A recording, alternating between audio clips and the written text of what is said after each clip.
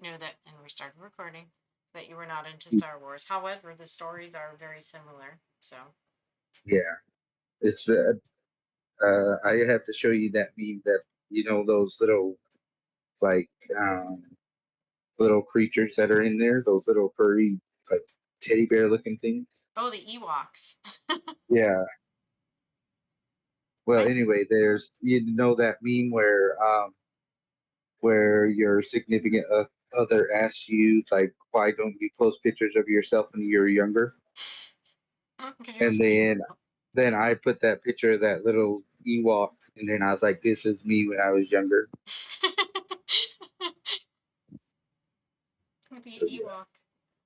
Could be a Munchkin from The Wizard of Oz. That's what I look like currently, probably. I but don't know. Star Wars has been kind of like what we're doing. It's a branch on different flavors, a different galaxy, different perspectives. So it's why it's got a huge franchise as it is. And I there's know, but some of it's gone downhill lately because they're getting too woke. some of it okay because I think The Mandalorian was actually pretty good, and Yeah, because it spoke again, we're talking about tribes, you're talking about people, clans, you're talking about the way old traditions were, and respecting them. So it kind of brings that more into what we're diving into, right? More into indigenous stuff, more into going back to yeah, I want to say old ways. They're not quite old. They're just the way things that worked in a balanced system would be. yeah. I actually have the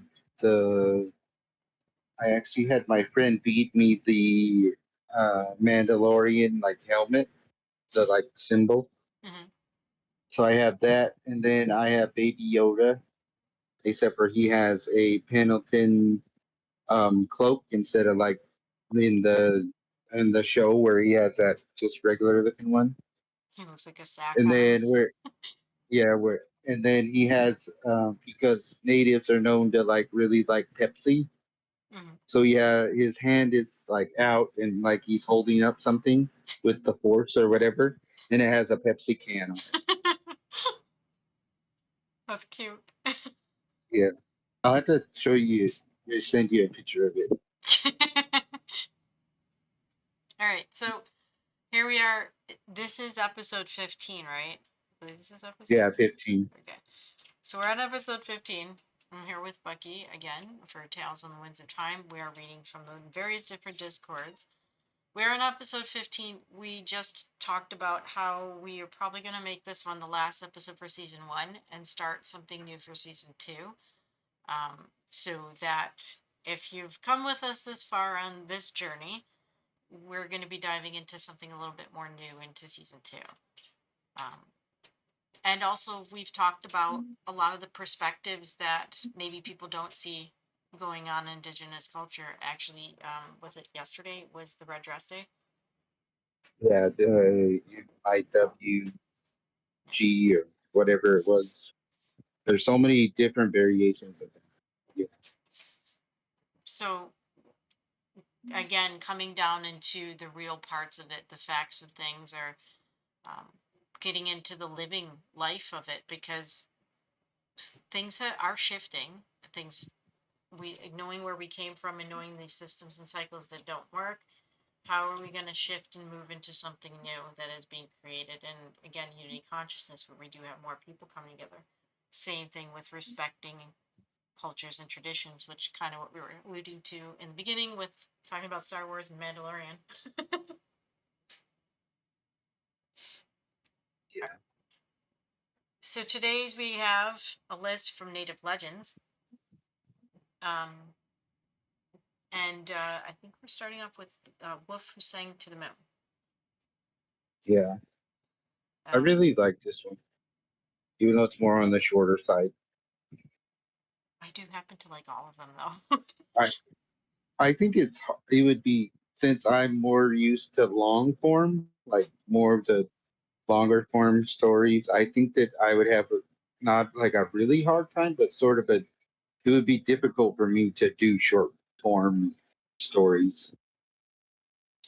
Yeah, because you have majority of your stuff is either like a longer or like a medium-sized story. These ones were short, Yeah, little like the little folklore behind a lot of even just animals, light, sun, harvesting, all these types of things that would be lifestyles that you would make a story about so that people could, as they're growing up, kids could grow. But this is what, this is what the how the wolf did it. This is how the raven does it, right?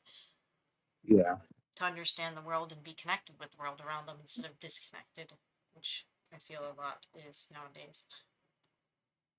yeah. All right, I will read the first one. Okay, ma'am. Thank you. Wolf who sang to the moon. In the days when the moon still hid behind the clouds, afraid to shine, the nights were cold and lonely. The stars blinked with doubt, and the forests held their breath. But Wolf was not afraid of the dark. Each night he climbed to the highest ridge, raised his head to the sky, and howled. Not in anger, not in sorrow, but in longing. Come back, he called. We remember you. The moon, curious, peeked through the clouds. She heard Wolf's song, wild yet gentle, full of memory, full of love. It stirred something ancient within her. And so slowly she began to rise. Each night Wolf sang, and each night Moon grew bolder until finally she glowed full and bright, watching over the land once more. The people rejoiced, light returned, but they never forgot who had brought it back. Even now, when the moon is high in silver, the people say, listen, the wolf is still singing. He sings not for himself, but for all of us who need the light. And you do have that beautiful picture underneath I it. think that I actually found that with the story. It's a Yeah, That's pretty. I like the picture. It's very simple, but yet, obviously you get the shape in it, and there's so many different shapes within that wolf. yeah, I have yet to pull them off and put them on the end of an episode. Sometimes it's a little harder because, as we were talking about, sometimes I'm on the go, so I'm like, okay, let's just upload it. yeah, yeah. But if you want to see the picture and be a part of the podcast, join the Discord, and you'll be able to see what we're talking about. Yes, come and share your perspectives, especially with the ones that we read, and you can go back and listen or watch, and also still comment, especially in the Discord, and you can be a part of the future podcast with us. Yeah. So, what do you think about that one, Rose? I think that you could take that one like several different ways because you could think of the like the moon becoming bolder as like the different phases of the moon, like how the moon you only see like part of it, and then like half or three quarters, and now then a full moon. You could look at it that way. Right, the cycles of the moon. I like that it's personified as a. It's almost like the wolf chasing the moon. Like you always see cartoons where it's like the wolf or the coyotes after the hot woman, and the woman's kind of just being very like running away. The person that's kind of just shy or even tempting in a way. So it's like they're peeking out and they're kind of like, oh, you're singing to me. I don't know. So Yeah, I'm going with the personification of it right now because find that really cool. And also we have the era of the wolf being even a person's desires to want to see it. It can become an obsession to go out and sing even though he's saying it's not for him, but you can see that now going a different way, how it could be that we get the word lunacy or lunatic from people during the full moon. They kind of are not able to handle the particular energy that's coming off of it. yeah. So does the story expand about when the moon goes away? Because it's not always full. What happens if she starts to wane? I have no idea, Rose. It could be that she feels like there's too much light, and so maybe needs to like lessen it. I guess like as the day, it would be as the day grows shorter, you would see less of her, and as the days grow longer, you would see more of her. If you want to look at it that way. Mhm. It could be even her being tired or her Yeah, maybe and going into a story again. So here we are writing a story. Maybe you need more wolves to follow at the moon. Bring back the light. I mean, moonlight is. I mean, I don't know how many people obviously when you go outside. You can see the difference between a full moonlight and a clear night. There's definitely a moon shadow. It's very bright as opposed to when you don't have that. It's the alternative is very dark. So Yeah, as people who are hunters or even just people that are nomads, um, the moon would be a blessing at night because it would offer more light than you using a resource to create fire. yeah. So interesting. But also, in a way, I read this one where it says that the moon, something to do with the moon being like a guide at night, something along those lines. Like, because darkness, as we come to see it, is scary and it makes you feel like you're lost. So the moon could be there to offer comfort in that supposed scary or your lost state of mind. It could be there to show you the way or show you that you're not really lost. It Karma agrees. um, it could also that again because how many things are on moon cycles? I mean, women's bodies are attuned to a moon cycle most of the time. They are. And in Yeah, fact, you can, if people really paid attention, it's either coincides with the full moon or a new moon. But you also have the tides. A lot of tides are affected by the force that's being pulled from the moon as it goes around.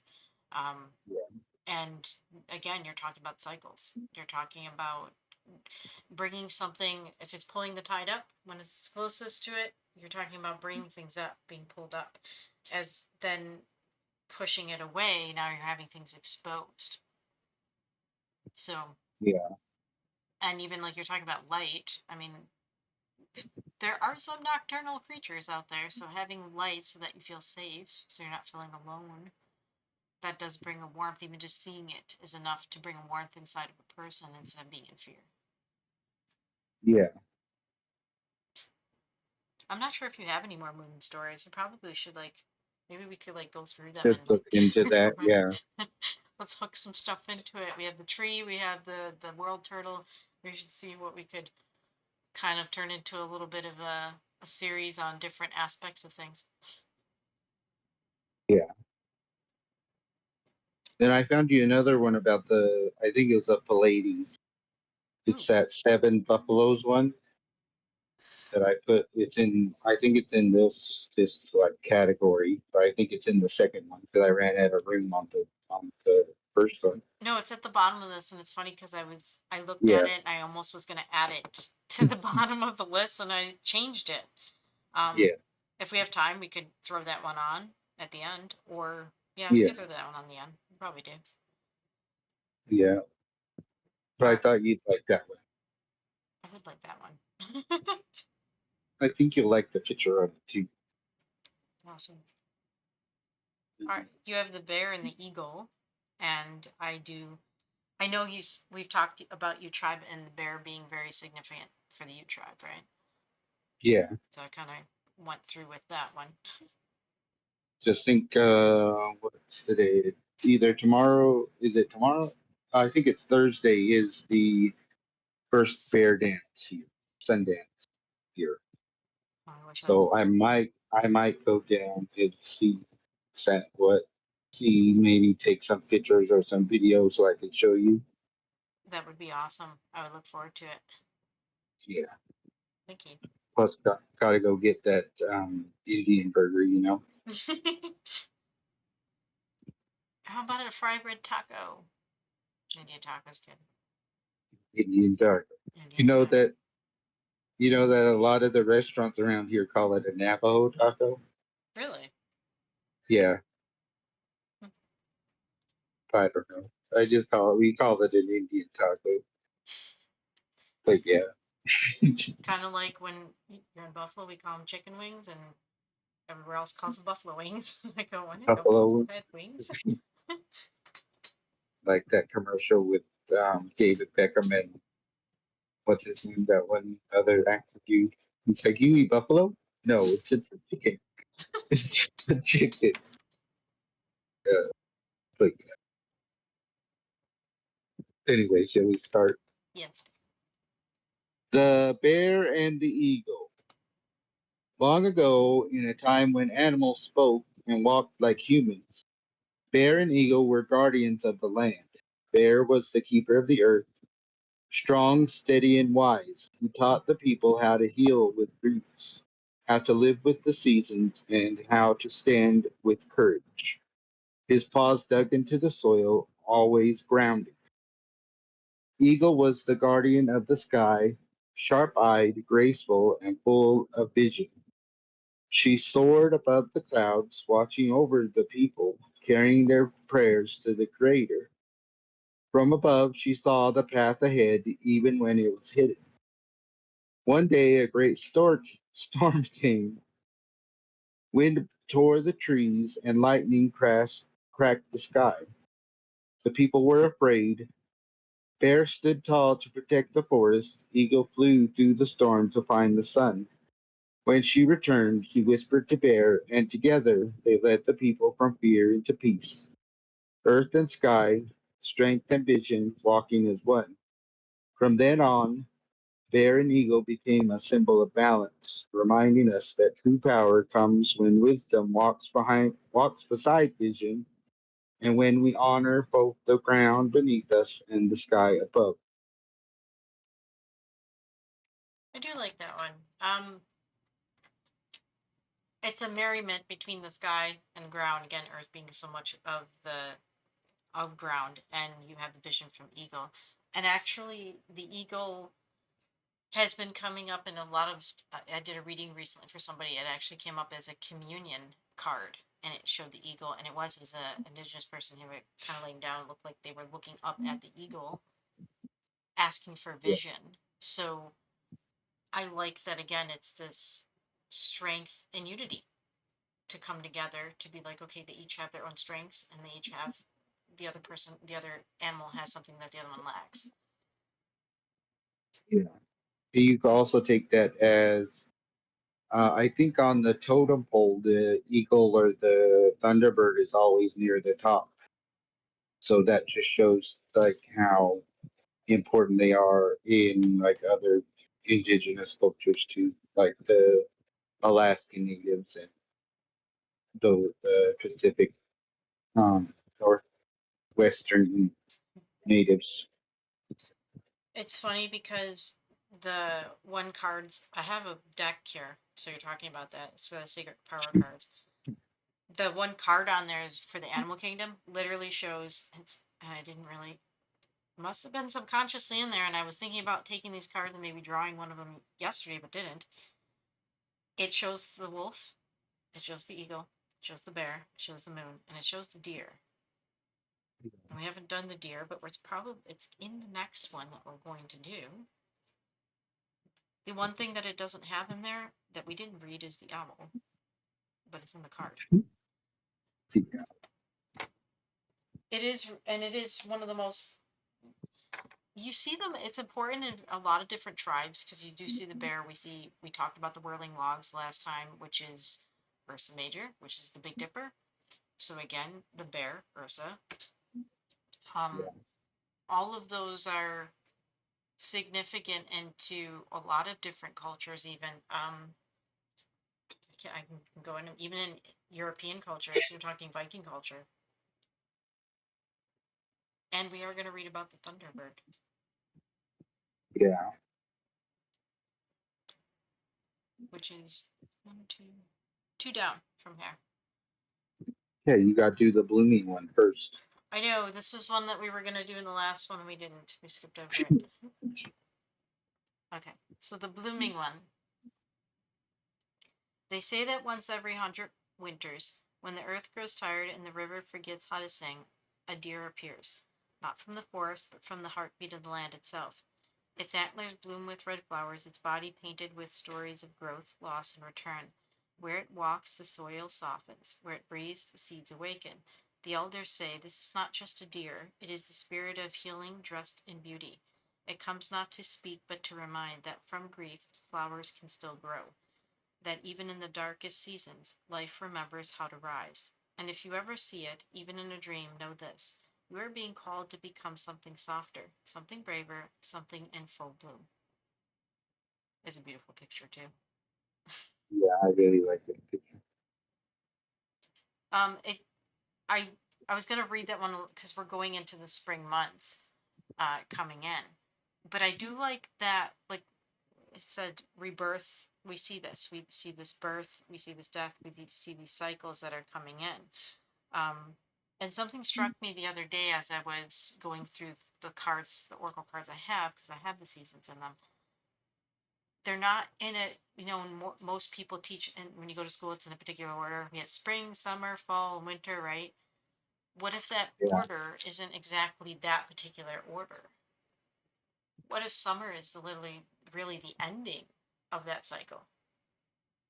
You're yeah, so you're watching the deer usher in a completion because it's starting with spring and blooming, and then you're getting into the part where it's coming to completion. yeah. Because that would be when you would harvest it. Right. So you would plant it in the spring and then harvest it in the summer, and then that would carry you into fall and then into winter. Which is funny that a lot of the harvest like festivals, a lot of Thanksgiving festivals, they're all done in the Uh, fall. Yeah, But because you would give thanks for a plentiful harvest or for the food that you're able to store to for the incoming winter. so again, it it seems like that's would be an ending. It could also even just be the beginning, but you see the ending part right there.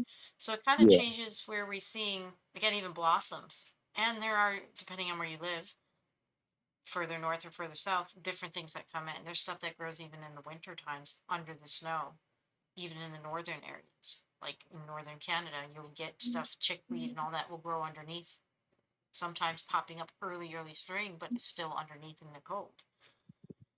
So, yeah, and it is, you'll normally see, when do we normally see, we see more deer. Sometimes you'll see them in the winter on the warmer days, but you do see them in the spring as the blossoms start coming up. You definitely see more animals coming out. So this is the ushering in of something that is healing, that is, like you said, braver, to be able to, okay, we're going to take a risk and plant a seed here. yeah. I really do like that picture though. Shoot. You have a lot of, I know you have a lot of stories with deer in them too. So I'm wondering, like you said, if we organize them in a different way. Yeah. I'll have to tell you the story about how the deer got his horns. That's a really interesting one. I'd like to hear that one. Yeah, it's really interesting because there's like several versions of how he got his horns. But Really? yeah, I have one in particular that I really like. I'm wondering how many stories that you have. Like, we have the deer that has its horns, but we do know that there were they aurochs? I think they were part, you could have had them in North America as well, but, and they had like the elk up north or the reindeer, they both genders would have antlers. But I'm wondering how Yeah, many stories came from previously. You're talking prehistoric time for indigenous cultures or any just native people, like nomads. And I want to see how they either evolved, but where they started from. I think that would be a really cool idea. yeah. Go back to the originals. All right, here. Because that's even with like buffalo. Both the males and the females have horns, Yeah. And with, but the females don't have the hump that the male does. So that's a way to tell them apart. and don't pet them. It is tourist tossing season in Yellowstone and all those other ones. They have the buffalo, I, but I still don't get why you'd want, well, because we can hunt. We have buffalo down in the mountains here, Mm-hmm. and I would never think about going up, trying to go up to a buffalo and pet it. These people watch too many Disney movies. We could just pet the buffalo. Don't worry about it. Yeah, It's a I it's a good dog. No, that's a wolf. Don't touch that. yeah, because you're talking about something that weighs what 15, 1,600 pounds, and you're what the average person maybe weighs what 175, 180 pounds. Right. You're talking Yeah, about like a person trying to stop a semi truck. yeah, I'll just hold my hand out. Hold on.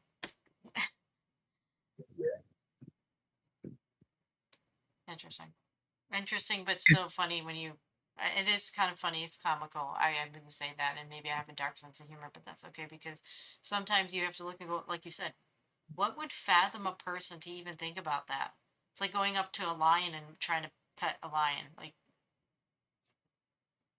just, I don't-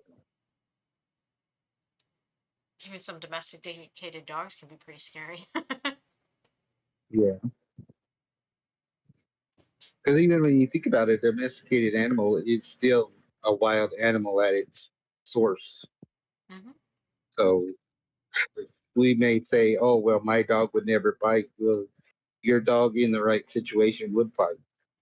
Yeah, and then unless it's a Chihuahua, which is just from like spawned from some other netherworld. That's just a yappy beanie baby. Oh, they can bite. They are more bark than bite, but They do those bite. I know. Those are the ones that'll tear your whole leg off before you even know it. Yeah. All right. Okay. Should You we have do the next one? yes. The shell that remembers. They say the turtle carries more than her shell. She carries stories, old ones, long forgotten by the wind, but remembered by the earth. When a child is born, the turtle passes by silently, leaving a mark in the soil. When an elder passes, she circles the waters near the village, as if gathering their last breath into the deep. The elders say, if you see a turtle cross your path, do not rush past her. She walks with those who came before you. Turtle teaches us to remember, to listen to the quiet ones, to honor the past not by speaking of it loudly, but by carrying it gently. She does not live fast, but she lives fully. And when she rests, the world slows down with her, just long enough for you to hear what you forgot to feel. I do like that.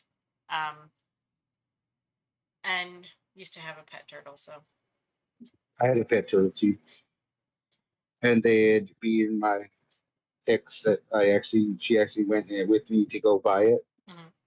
She's like, "Well, that's my turtle." I was like, "How's that your turtle?" When I was the one that bought it, and she's like, "Well, I'm taking it." So I was like, "Well, to hell with it, then." Like, you want the thing of the turtle, and I think it only lasted like 2 weeks, and then she texted me and said that it died.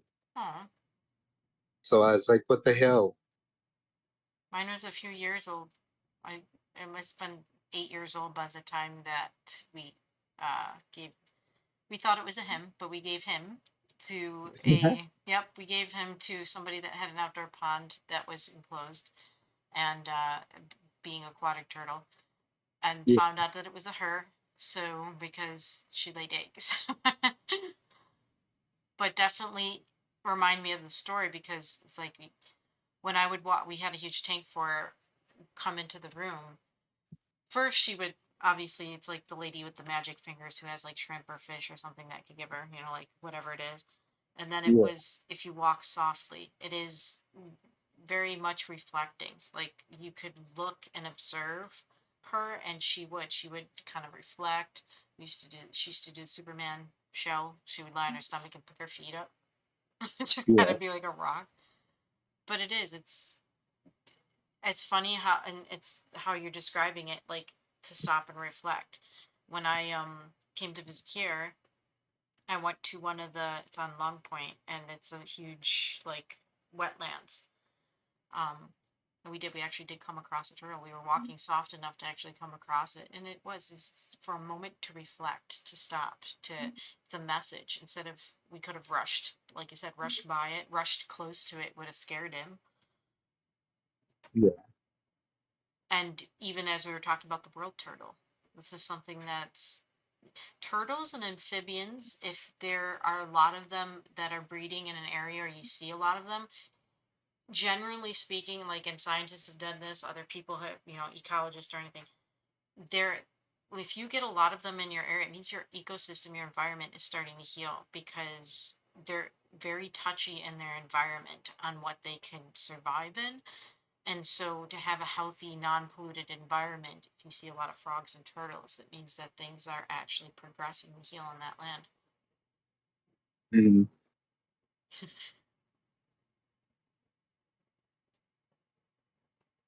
And then we come to the Thunderbird. yeah. There's like so many legends about the Thunderbird. Well, you have it. Okay, so I didn't read this one, but I do know the Thunderbirds, you have different perspectives. Some people think the Thunderbird would bring in change. Some have even said bad omens. I think on one of my decks, the Thunderbird is actually on the tower card.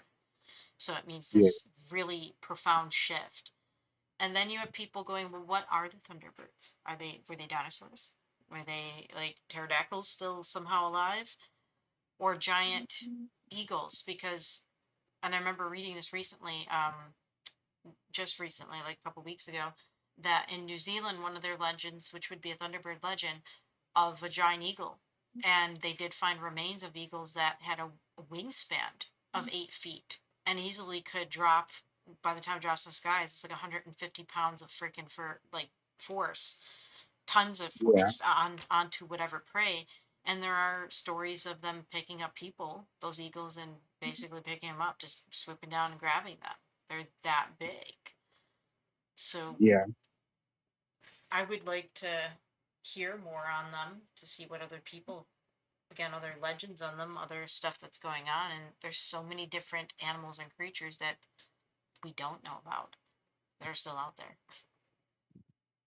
Yeah. All right, I suppose I read the next one.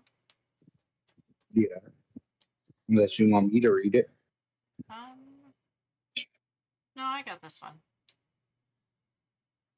The Thunderbird. The Thunderbird is a mythical bird of immense size and power, said to live in the mountains or the sky realm, far above the human world. When it flaps its wings, thunder rolls across the skies. When it blinks, lightning strikes the earth. In Haida oral tradition, the Thunderbird is not just a bird, it is a spirit being, often considered a guardian, transformer, or enforcer of law and balance in the natural world. In one version of the Haida story, a village once angered the spirits by taking too much from the sea without giving thanks. The skies grew dark and the winds howled. The thunderbird flew down from the mountain tops, its wings crashing like waves, its eyes flashing lightning. It spoke not with words, but with the language of thunder. The people fell silent and listened. The thunderbird took the fisher's spears and turned them to cedar trees, planting them in the sand. Respect that feeds you, the storm that seems to say. From that day forward, the people fished with care, and every spring they would carve the thunderbird's shape into their canoes to ask for fair winds and safe passage. Hmm. And another beautiful picture. Yeah. Um, it's funny because there's something recently. I actually had a birth chart, a celestial birth chart, so it's quite different done. And one of the aspects in there of Lilith is also, she's carrying the aspect of the vulture. You'll see it in Egyptian mythology where she's the vulture. But one of the other elemental aspects is actually even lightning as well.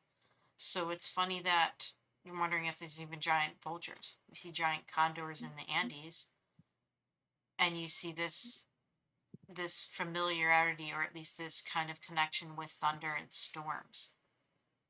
And how many birds actually do we watch regular birds, how many of them are actually migrating or leave storms, especially hurricanes or anything like that? They get out of the way.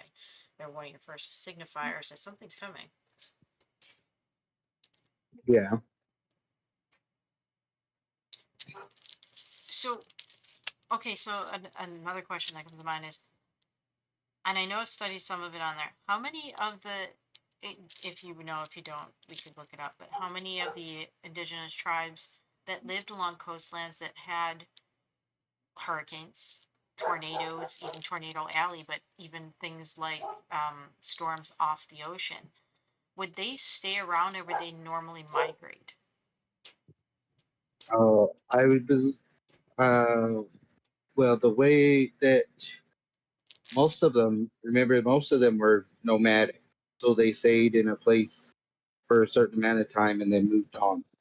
So you would think that they would know, like, this is the the season when that was supposed to occur. So you would think that they would move on before then, or you know, Mm-hmm. but I don't really know for sure if that's how it was, but I could look into it for you because that's even something that I haven't even thought about. I mean, it would just make sense that here you're watching this Thunderbird. It comes with a warning, and it comes again respecting the land. If somebody, let's take example like Washington State or Oregon, and it's along the Yeah, coast. You can see it even nowadays. The more that they're cutting down trees along the coast, the more of those homes are literally just falling off into the cliff in the ocean every time a storm comes by. So again, yeah, them not respecting the land, these birds that would live either in the mountainous area, not so far, would probably come down and go, okay, the air pressure's changing. What the hell's going on? And they're creating a wind tunnel by cutting down things and taking too many resources. And it goes right up to the top of a mountain and creates storms. So they're in a way responsible for their own demise. yeah. That thunder, I would think a thunderbird would be the signifier that hey, something's not quite right. Just an interesting way to see how the stories tie together. Apparently, Karma agrees. She's not there barking. Trauma wants in on the conversation. Well, karmic cycles are karmic lessons. They're not necessarily good or bad. They're just karma. It's just a lesson. But when karma speaks, normally it's something, right? Yeah. Hey, look at the differences, but look at how it's also connected. Yep. All right, you have the next one. You have the Firebird, which Well, you're not gonna try to say the indigenous word? Teya'Ka. Yeah. I would think that's a. It sounds That's familiar. a e. That's an easy one. I I'll have to try to get you to pronounce one of the original Ute words for like a number or something. One of the 15 syllable words that like even saying 10 in Ute is insane. well, But yeah, I would think that I'll would have be.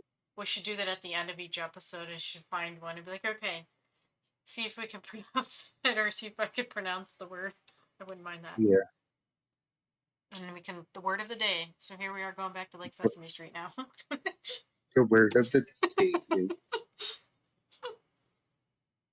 The word of the day is Teya'Ka. That means firebird in whatever language this, whatever indigenous culture this came from. I should really have looked that up.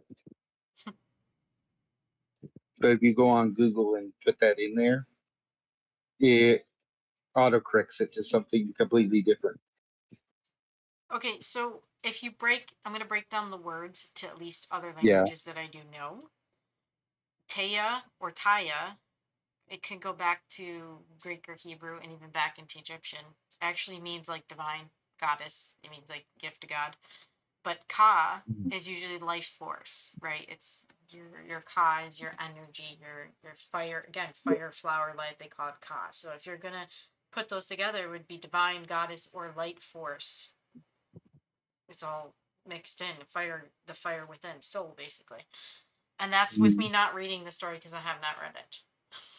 Uh, So, do you but you want? just spoiled the story. Oh, You I know that, right? no, because I haven't read it. So, do you want to read it? Yeah, I'll read it. All right. The natives called it Teya'Ka the Firebird. It was not born from an egg, but from a bolt of spirit lightning. Its wings were aflame. Its eyes were unquenchable embers.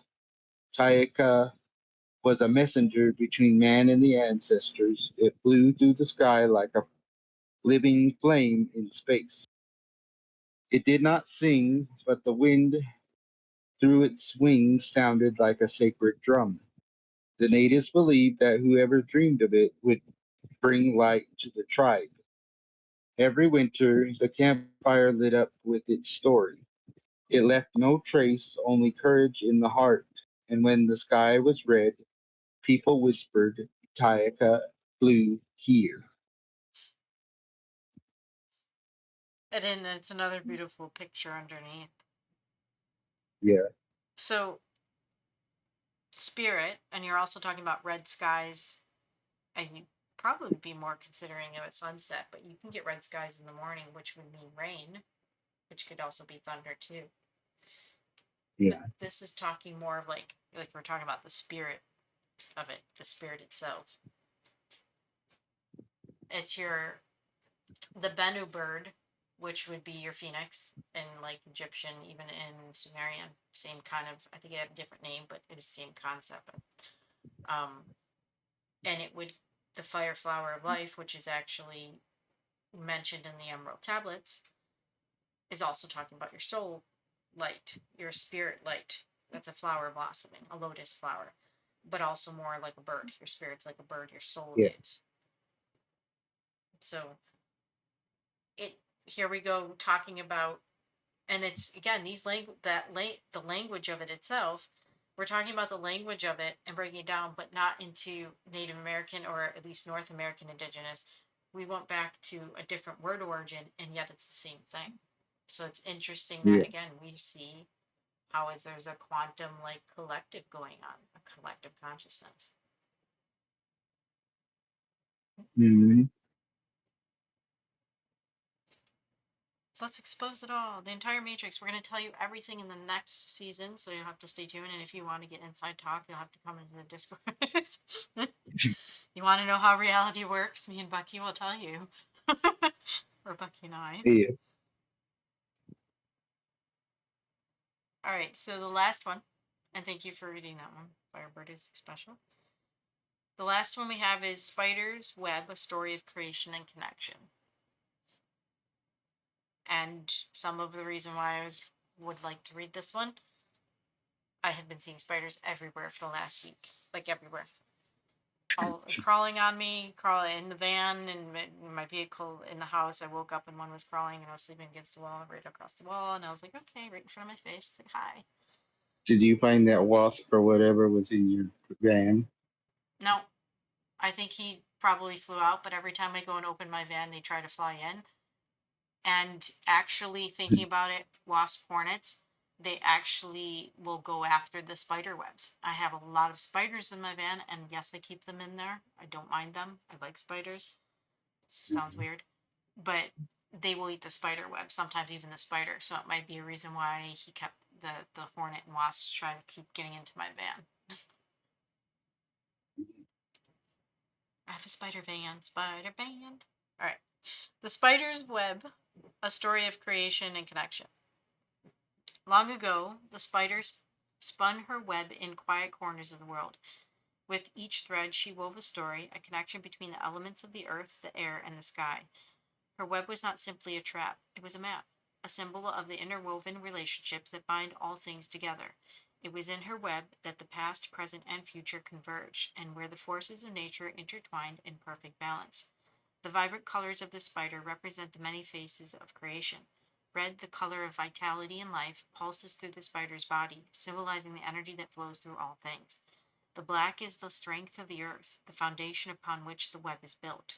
White and blue invoke the spirits of the air and water, elements that give life and sustain growth. As the spider spins her web, she teaches the lesson of patience.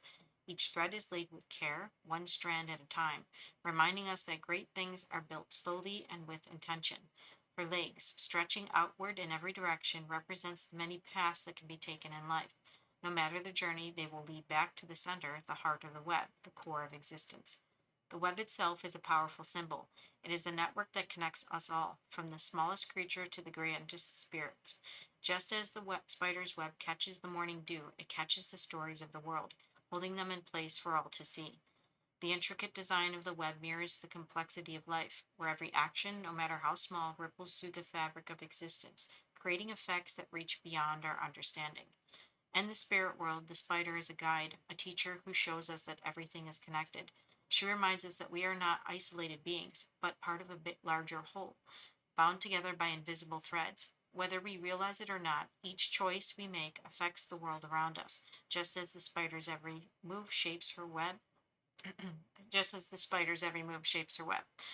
With each new dawn, the spider spins her web again, a symbol of rebirth and renewal. The web is never finished, and neither is our journey. It is a continual process of growth, learning, and connecting.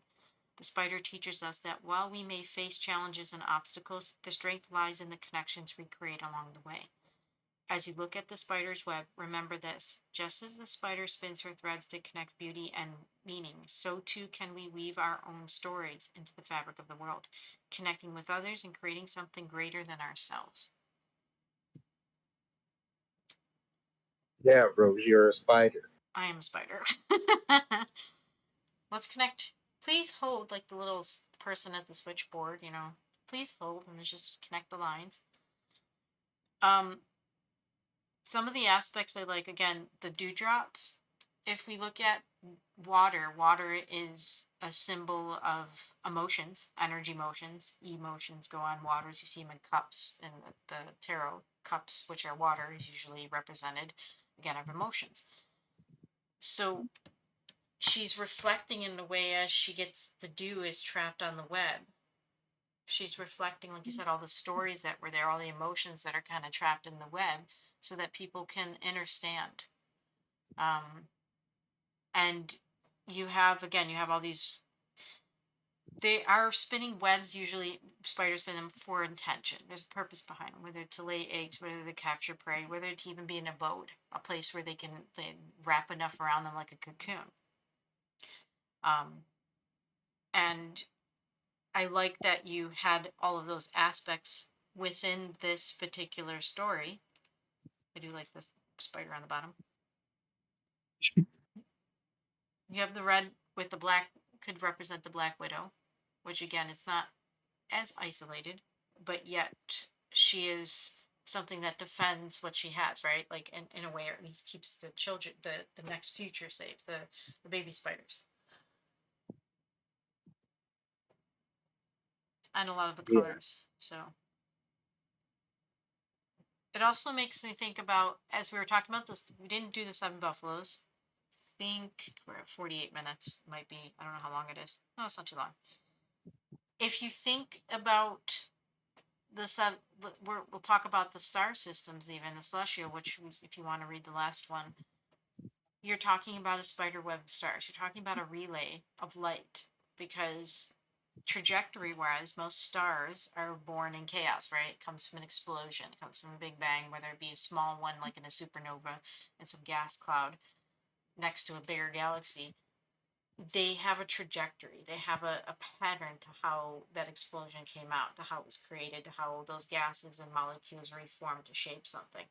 In a way, they are very much the stories above us written in light. They're a web of light. So of course it would be very much connecting. I Yeah. have yet to find the giant spider in the sky though.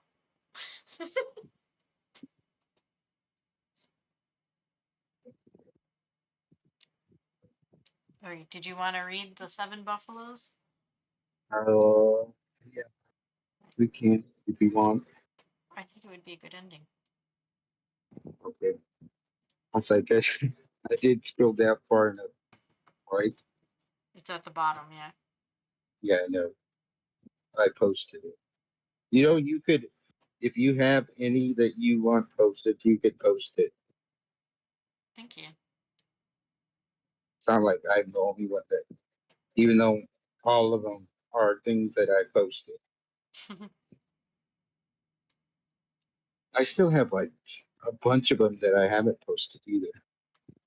I'm sure I might actually have stories, as with the previous podcast of this one. And I couldn't log back in. It's still up on Spotify. It's called Storytime.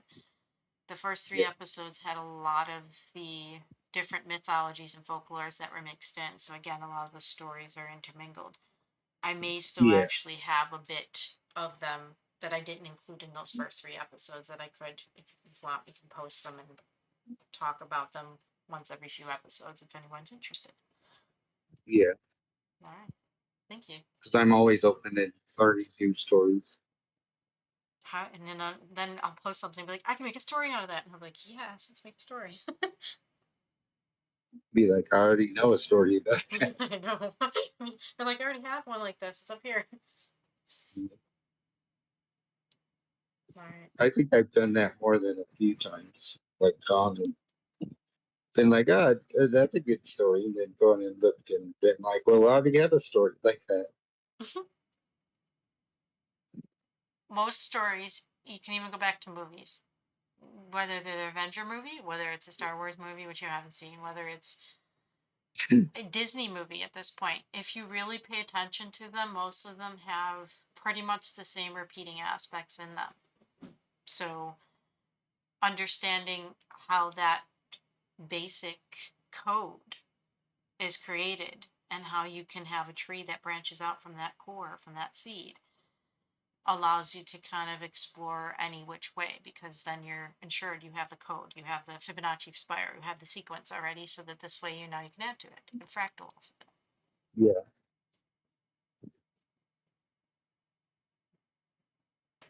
I need to rework my one about um, Goldilocks and the Three Bears. I need to switch the bears out because I don't want to get copyrighted.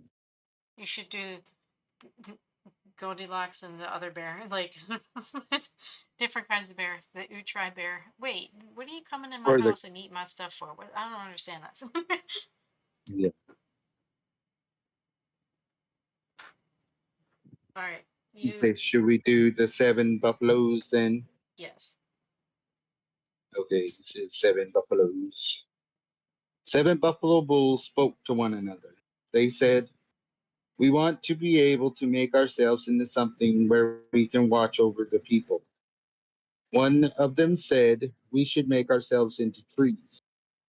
Another buffalo said, no, the people cut them down. Another buffalo said, we should become rocks. One buffalo said, no, when rocks get used into a sweat lodge, they get sooner or later turned to dust. Another buffalo said, we should make ourselves into rivers. Another said, no, rivers dry up and become no more. The last buffalo said, we should become stars so that we can look after the human beings. Those seven buffalo bulls became the Big Dipper. I smile I smile from the Crow's tribe story of Buffalo.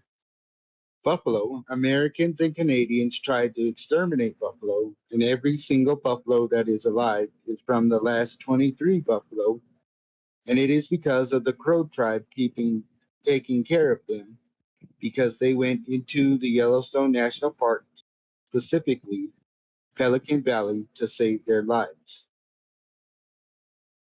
I do like that one. And there we go with. It is the little picture. I did. I saw that. That is awesome. And again, being the caretaker. So as much as the seven buffaloes can look down after the humans, we also are to look after what is here on this land that brings balance. Yeah, 23 buffalo from from 23 from almost extinction to 20, from 23 buffalo that they were saved. People still want to pet them. yet people still want to pet them. Oh man. Maybe we'll put a comical reel at the end of this episode and say, here, you can watch some people trying to pet a buffalo and see what happens. There's so many things on like YouTube and all that of people trying to pet buffaloes. Let's have a picnic with them. Yeah, let's not. Yeah. All right. Thank you for allowing me to read. And the next episode will be a new season. So we are going to, most likely, we'll just have it formatted a little different. And we do hope that people will come and be a part of it, come and read with us. So thank you, Bucky, for sharing your stories. Well, thank you for reading and listening. All right.